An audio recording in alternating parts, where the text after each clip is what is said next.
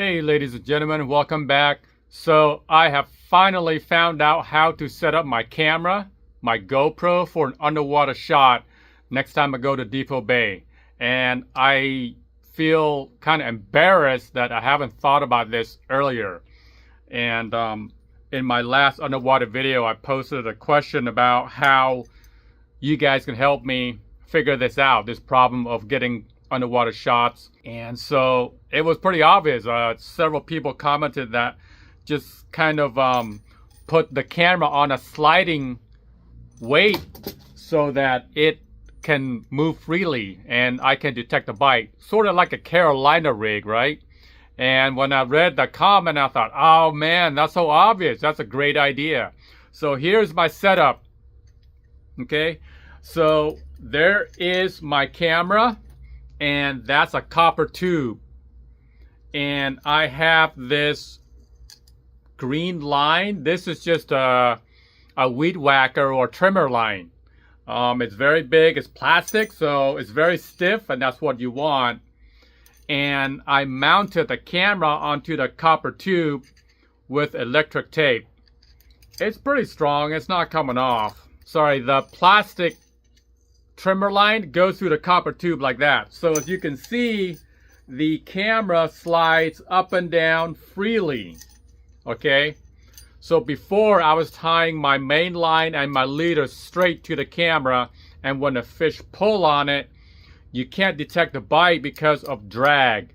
And when the fish pull on it, because of the way the camera is shaped, the housing, it creates a lot of drag, so it goes down like when a fish pull hard, it goes down like that, really slow. So you can't detect the bite. So this way, when I set up this way with a copper tube and a trimmer line, the camera travels freely. When the fish bite, I'm able to detect that tug right away because there's no restriction. Okay, the drag is pretty much eliminated. Okay, so I think this is great. I think this will mitigate that drag issue. At the end here, as you can see, I have some wire clips, and I attach this to a very big swivel. This is a 200-pound swivel right there. See that? I'm not sure the camera can focus on that. Tied on there pretty strong. It's got a very good knot. I just crimp it so that it stays on there. And on the other end is the same thing. And I have a fender washer here. The fender washer just kind of prevents that crimp, that metal thing there, from going inside the copper tube. It just stops it. Okay, so yeah, so there it is. So it's gonna slide freely. And man, I'm real excited now. I'm hoping to go out of Depot Bay soon.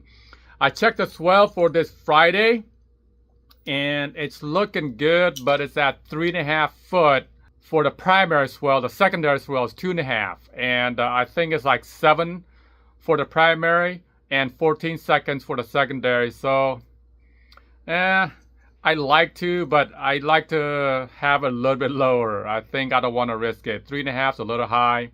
3, I would probably go, but just to err on the safe side, on safety, we're not going to go. But this is awesome. This is my underwater camera setup right here. That's pretty much it. Okay, I can angle the camera any way I like. The leader will be tied to the bottom. This one will be tied to the main line. That's it. Pretty cool. Very excited.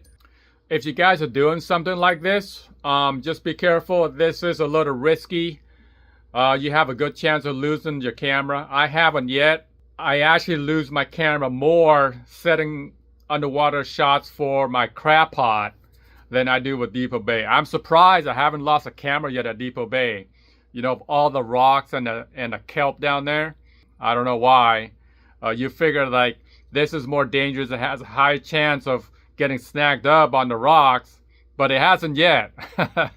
So knock on wood, like it doesn't happen. But yeah, there it is. That is the GoPro session. Okay, so yep, so stay tuned. Hopefully it's gonna happen next time. Tie lines.